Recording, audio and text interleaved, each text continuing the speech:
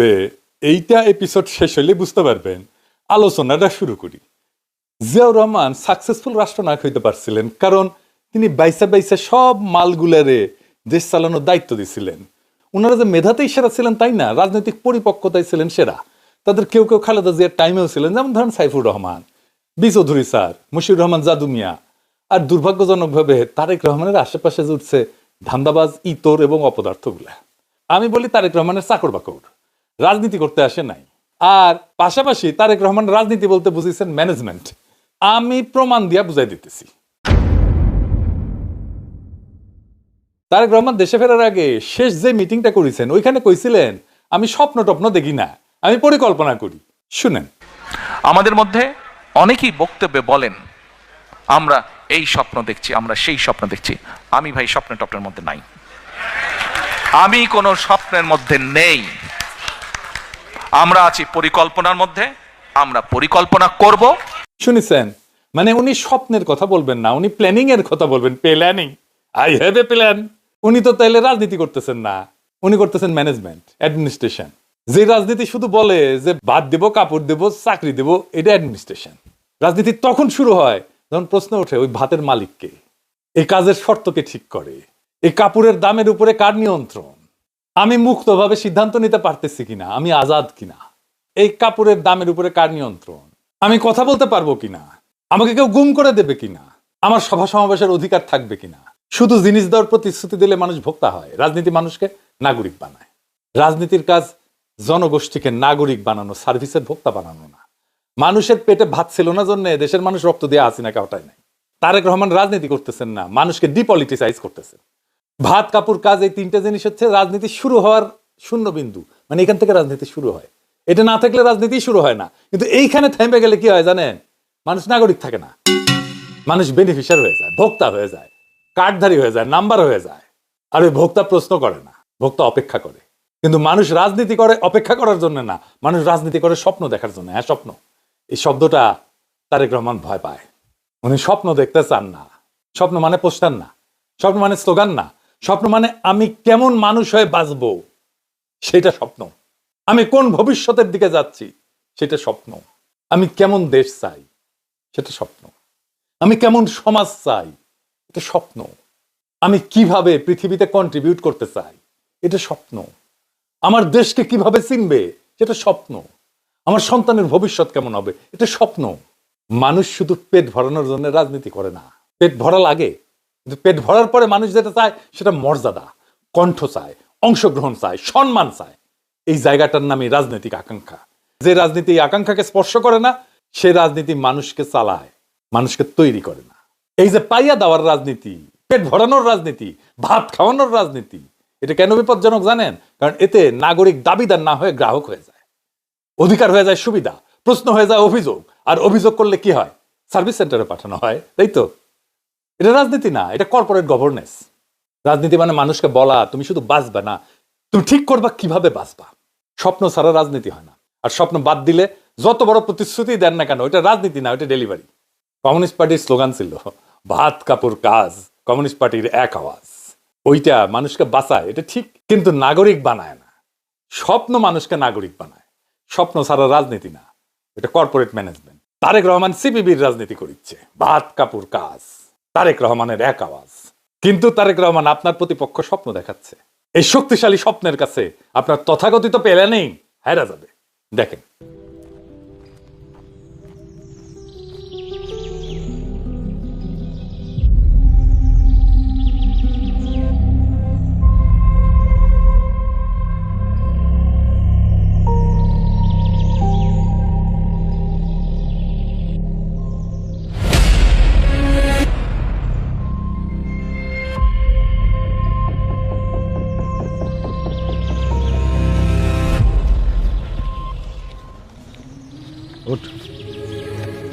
কি ভাবছেন টিস করবো? সেই দিন আর নাই। বাংলাদেশের আইন শৃঙ্খলা এত উন্নত যে এসব করার কথা কেউ চিন্তা করে।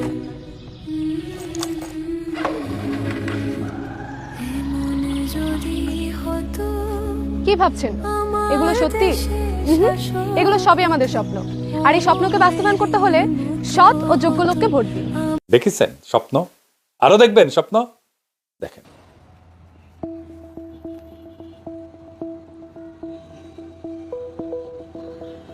কিরে কই যাবি? স্যার পঞ্চগড় যাবো। পঞ্চগড় যাবি? জি স্যার। চোখ লাল কে? কি খাইছ? কিছু না তো স্যার। কিছু কাজ নাই? না স্যার। আয় নিচে নাম, নিচে নাম। স্যার সত্যি কিছু কথা আছে তোর লাগে, নিচে আম। আরে ভয় পাইস না, নিচে নাম। আয় পর। হ্যাঁ নাই স্যার সত্যি কইতেছি কিচ্ছু খাই নাই। কিছু কাজ নাই? কাজ নাই কে? খাইবি? দিমু কিছু খাবি? কি কন কিছু তো বুঝলাম না। খাইবি কি না ক? কামাল স্যার দেখ খাওয়ানটা দেখ। আরে দাও ল। আরে ভয় পাইস না, ল। কি আছে? ফুল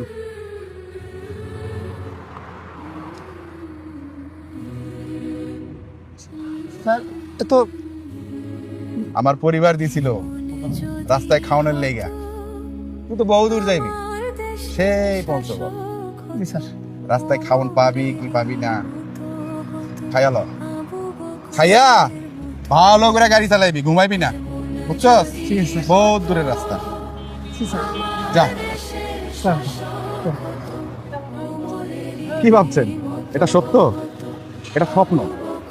এই স্বপ্নকে বাস্তবায়ন করতে হলে সৎ এবং যোগ্য লোককে আপনার ভোট দিন। এই স্বপ্নে ভোটে জিতবে লিখে রাখেন। স্বপ্ন জেতে ভোটে, প্ল্যানিং না। এদের প্রতিপক্ষ হইয়া আপনি কি বানাইছেন সেটা দেখি। আসেন।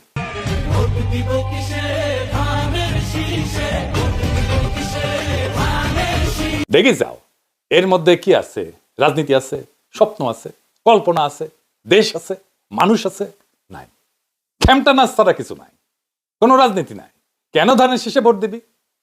মানে ভোট দিলে খেমটা নাচ দেখাবে নিত্যদিন, তাই? তফাৎটা দেখেছেন তো? আপনার এই খেমটা নাচ তারেক রহমান আপনার হারায় দেবে। ওইটা তো হাসিনার জয় বাংলা জিতবে, আবার নৌকার নকল। নকল ছাড়ার কিছু পারেন না। দেখেন। এসেছে এসেছে আবার ইলেকশন, জিতবে নৌকা জিতবে জনগণ, 16 কোটি মানুষের একটাই ডিসিশন, জিতবে নৌকা নাই কোনো টেনশন। এসেছে এসেছে আবার ইলেকশন, জিতবে নৌকা জিতবে জনগণ। হাসিনারটা অনেক নান্দনিক আছিল, আপনার তো তাও না। আপনার এই খেমটা নাচ দেখলে হাসিনার খেমটা নাচের কথা মনে হবে সবার। বুঝেছাও? তা ম্যানেজমেন্ট বা প্ল্যানিং আপনি কেমন করিচ্ছেন সেটার কিছু উদাহরণ আমি দেই আপনাদের। আপনার প্ল্যানিং সব কটা ফেল। আজকে ওনার আরেকটা প্ল্যানিং নিয়ে আলাপ করব। আপনার নিজেরাই বুঝবেন উনি উনার আশেপাশের মানুষ যে প্ল্যানিং করিচ্ছে সেটা কোন কিসিমের প্ল্যানিং। আসেন দেখি, আল্লাহর নামে শুরু করি। ওই লন্ডনের শেষ মিটিং এ উনি প্ল্যানিং এর একটা এক্সাম্পল দিয়েছিলেন, উদাহরণ আর কি। ডায়ালাইসিস নিয়ে, মানে কিডনি রোগীদের যে ডায়ালাইসিস করে না একেবারে শেষ অবস্থায় গেলে, ওইটা তো এটা মেশিন দিয়ে রক্ত পরিষ্কার করে আর কি। তো ওইটা শুনে নাকি আমরা এখন প্রাইভেট পাবলিক পার্টনারশিপ চালু করতে চাচ্ছি। এখন ইউ ক্যান আস্ক মি যে আচ্ছা ঠিক আছে এটা কি জিনিস। ওকে আসেন আপনাকে একটা এক্সাম্পল দিই। ওসমানী মেডিকেল কলেজ ধরেন, ওসমানী মেডিকেল কলেজের যে ডায়ালিসিস, এই যে কিডনি রোগীর যে ডায়ালিসিস করতে হয়, এই ডায়ালিসিস যে মেশিন আছে, আছে না? আছে তো মেশিন। আচ্ছা, তো এই মেশিন আছে, এই মেশিনের ধরেন ক্যাপাসিটি হচ্ছে, সে এক্সাম্পল, মেশিনের ক্যাপাসিটি হচ্ছে এভরি মান্থে 100 জন মানুষকে সে ডায়ালিসিস করতে পারে। বাট আপনার কিউতে 100 জন না, আপনার কিউতে 500 জন, রাইট? ওকে, আমরা এখন যেটা কেয়ার করছি, ঢাকাতে দেশে অনেক প্রাইভেট হসপিটাল আছে, বাট আম্মা যেহেতু এভার কেয়ারে আছেন, আমার ওই একটা নামই মনে থাকে প্রাইভেট হসপিটালের মধ্যে। ধরেন এক্সাম্পল হিসেবে বলছি, ওই এভার কেয়ার হসপিটাল, তাদেরও কিডনি ডায়ালিসিস মেশিন আছে, but that's a private hospital, quite expensive, not everyone can afford that. Okay, আমরা যেটা এরকম ফ্যাসিলিটি যেসব প্রাইভেট হসপিটাল আছে তাদের সাথে আমরা গভর্নমেন্ট একটা কন্ট্রাক্ট করব। আমরা বলবো যে দেখো, we know what is your costing, তুমি তার উপরে প্রফিট হিসেবে, যেহেতু ইয়োর প্রাইভেট, তুমি 5% 10% প্রফিট নিতে পারো। এখন আমার এই যে ওসমানী মেডিকেল কলেজে 500 কিউব 100 জনকে আমি মাসে দিচ্ছি, বাট আরও 400 বাকি যাচ্ছে। ওই 101 থেকে ওর ধরেন এভার কেয়ার হসপিটালে ওর ধরেন যে ইয়ে মেশিনটা আছে, ডায়ালিসিস মেশিনটা, সেখানে they get only say 25 patients, বাকি 75 তার খালি থাকছে। এই যে এখানে যে কিউ হয়েছে, এই কিউ থেকে নিয়ে আমরা 75 পেশেন্ট ওদেরকে দেবো, and the cost we will bear. শুনেছেন? উনি ধরেই নিছেন বেসরকারি ডায়ালাইসিস সেন্টারগুলো অনেক উদ্বৃত্ত ক্যাপাসিটি আছে, মানে পড়ে থাকে, বসে বসে থাকে আর কি। তো উনি সরকারি হাসপাতালের ডায়ালাইসিস, যারা ডায়ালাইসিস নিতে আসতেছে কিন্তু করতে পারতেছে না, চাপের কারণে সার্ভিস দিতে পারতেছে না, সেখানে উনি পেটাবেন, এই তো কইছে, তাই না? এইটারে উনি কইতেছেন পাবলিক প্রাইভেট পার্টনারশিপ, তাই তো কইছে। আমরা পাবলিক প্রাইভেট পার্টনারশিপ বিষয়টা আরো ভালো করে বুঝে নিব পরে, আগে অন্য বিষয়টা দেখে নিই। তবে এইটা কিন্তু ধরে নিতেই পারি, তাই না? আমরা সবাই ধরে নিতে পারি বিএনপি যাদেরকে স্বাস্থ্য মন্ত্রণালয়ের দায়িত্ব দেবে, স্বাস্থ্যমন্ত্রী বানাবে, তাদেরকে দিয়ে প্ল্যানিং করেছে, তাই না? কারণ তারেক রহমান তার ডাক্তার না। আসেন এবার দেখি বিএনপির এই পুরা টিম, এই স্বাস্থ্য টিম যারা দেখিচ্ছে, আমি তো স্বাস্থ্য নিয়ে একটা এপিসোড করেছি, এরা কেমন মূর্খ, অপদার্থ, অশিক্ষিত এবং কমন সেন্স বা কাণ্ডজ্ঞানের অভাব। আসেন এটা একটু বুঝে দেখি। বেসরকারি সেন্টারে ডায়ালাইসিসের দাম বেশি জন্য এখানে ডায়ালাইসিস করতে যাবে না রোগীরা, এটা একটা মারাত্মক ভুল ধারণা। কমন সেন্স বা কাণ্ডজ্ঞান দিয়ে এই প্ল্যানিং যে অন্তঃশ্বাসন, এটা বোঝা যায়। উনি চেক করেন নাই যে বেসরকারি ডায়ালাইসিস সেন্টারগুলোতে আসলেই ক্যাপাসিটি উদ্বৃত্ত আছে কিনা। মানে ওই যে উনি আসার পরে প্ল্যানিং করেছিল না, উনি ওই যে আহতদের দেখতে যাবে হাসপাতালে, তারপরে দেখে রুগী নাই, উঠি দেখি চাও, ওই রকম প্ল্যানিং হয়েছে। এটা বেসরকারি সেন্টারগুলোতে ক্যাপাসিটি কখনোই উদ্বৃত্ত থাকবে না, থাকার কথা না। ক্যাপিটালিজম চলে সাপ্লাই ডিমান্ড দিয়া। ডায়ালিসিসের খরচের কারণে যদি বেসরকারি কোনো সেন্টারে রোগী না আসে, তারা দাম কমায় দিবে। ডায়ালিসিসের সাপ্লাই বেশি থাকলে ডিমান্ড কমে, ফলে দাম কমে যায়। ডিমান্ড বেশি থাকলে দাম বাড়ে। দাম কমায়ও যদি রোগী না পায় হাসপাতালগুলা, বেসরকারি হাসপাতালগুলা, তাহলে হাসপাতাল ওই সার্ভিস বন্ধ করে দিবে, চালায় রাখবে না, কোনোদিন ফেলায় রাখবে না। ক্যাপিটালিজম এইভাবে চলে না। আপনি বেসিক ইকোনমিক্স জানলে এই প্রস্তাব দেখে ফেলাই দিতেন, বেসিক ম্যানেজমেন্ট জানলে জানতেন এটা প্ল্যানিং এর মর্যাদাই পায় না। আর এইটারে তারেক রহমান ওনাদের বুদ্ধিবৃত্তির চরম নিদর্শন হিসেবে দেখাইতেছে। চিন্তা করেন কি অবস্থা একটা দলের, কতখানি দেউলিয়া, কতখানি বুদ্ধিবৃত্তিক ভাবে শূন্য।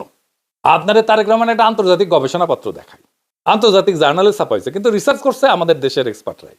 বেশি দিন আগের কথা না, 2023 সালের। এখানে ডায়ালাইসিসের হিসাব দিচ্ছে। এটা সাহেব 1 নম্বর টেবিলটা দেখেন, এইখানে প্রাইভেট আর গভর্নমেন্ট সেন্টারের ডায়ালাইসিস মেশিন কতটুকু ইউটিলাইজ হইতেছে, কতটুকু উদ্বৃত্ত আছে তার হিসাব দিচ্ছে। এই যে দেখেন 1 শিফট কতগুলো ইউজ হয়, 3 শিফট কতগুলো ইউজ হয়, 2 শিফট কতগুলো ইউজ হয়, সরকারি কতগুলো ইউজ হয়, বেসরকারি কতগুলো ইউজ হয়। এই হিসাবে বেসরকারি ডায়ালাইসিস মেশিনগুলোর আমি হিসাব করে দেখছি মাত্র 2% উদ্বৃত্ত ক্যাপাসিটি আছে, মাত্র 2%।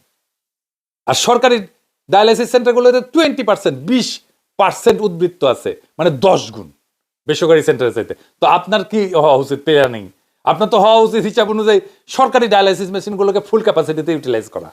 সেটা আন্ডার ইউটিলাইজ জায়গা, সামান্য 2% আন্ডার ইউটিলাইজ ক্যাপাসিটি বেসরকারি হাসপাতালের ওই দিকে নজর দিচ্ছেন, ওইটা দিয়ে পাবলিক প্রাইভেট পার্টনারশিপ করবে। আপনার তো কিছুই জানেন না।